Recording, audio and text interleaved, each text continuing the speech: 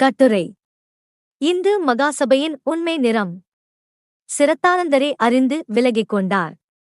நமது நாட்டில் இந்து மகாசபை என்னும் பெயரால் ஒரு பிராமண வர்ணாசிரம சபை ஏற்பட்டிருப்பதைப் பற்றி நாம் பல முறை அது இந்தியாவை அந்நியருக்கு காட்டிக் கொடுப்பதற்கு இருக்கிற பிராமண வர்ணாசிரமத்தை நிலைநிறுத்தவும் இந்துக்களும் முஸ்லிம்களும் ஒன்றுபட முடியாதபடி மத்தியில் ஒரு தடைக்கல்லாயிருக்கவும் ஏற்பட்டதென்றும், ஏனென்றால் இந்துக்களும் முஸ்லிம்களும் ஒன்றாய்விட்டால் சர்க்காரை விட வர்ணாசிரமிகளுக்கு பெரிய ஆபத்து, பிராமண சூழ்ச்சிகள் பலவற்றில் இது ஒன்று எனவும் பேசியும் எழுதியும் வந்திருக்கிறோம்.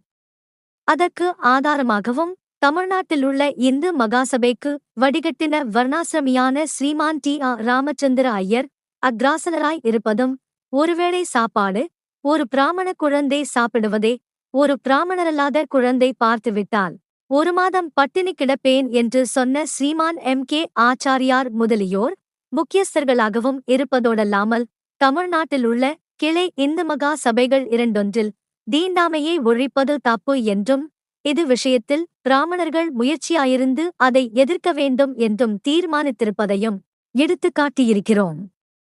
அல்லாமலும் அதன் அதிமுக்கியஸ்தர்களில் முக்கியஸ்தரான ஸ்ரீமான் பண்டித மாளவியா அவர்கள் இந்து மகாசபையில் பேசும்போது தீண்டாமை ஒழிய வேண்டும் என்று பேசுவதும், வர்ணாசிரம பரிபாலன சபையில் இருக்கும்போது தீண்டாமையை ஒழிக்கக்கூடாது என்கிற தீர்மானங்கள் நிறைவேற்றுவதுமாயிருக்கிற தந்திரங்களையும் தீண்டாதாருக்கு மிக உருக்கமாய் பரிந்து பேசுவது போல் சிற்சில சமயங்களில் மாய்மாலக் கண்ணீர் விடுவதையும் எடுத்துக்காட்டியிருக்கிறோம். இந்து மகாசபையின் தந்திரத்தை அறிய எவ்வளவும் போதாது என்று சொல்லுகிறவர்களுக்கு மறுபடியும் ஆதாரங்கள் காட்டவும் பண்டித மாளவியா அவர்களின் உள்கருத்தையும் உண்மை நிறத்தையும் ஆசார திருத்தத்தில் அவருக்குள்ள கவலையின் நிலைமையையும் வெளியார் அறிய சமீபத்தில் மற்றொரு சம்பவமும் நடந்திருக்கிறது. அதாவது, இந்து மகாசபையின் ஒரு கூட்டத்தில் விதவைகள் புனர் விவாகம் செய்து கொள்ளலாம் என்பதாக ஒரு தீர்மானம் ஏகமனதாய் ஒரு பெரிய விஷயாலோசனை கமிட்டியில் நிறைவேறிற்றாம். இது விஷயத்தை பண்டித மாளவியா கேள்விப்பட்டதும், இவ்விஷயம் மகாநாட்டுக்கு கொண்டுவரப்பட்டால் மகாநாட்டு பந்தலை கூட நான் எட்டிப் பார்க்க மாட்டேன் என்று சொல்லிவிட்டார். இதை அறிந்த சுவாமி சிரத்தானந்தர் உடனே இந்து மகாசபை நிர்வாகத்திலிருந்து விலகிக் கொண்டார்.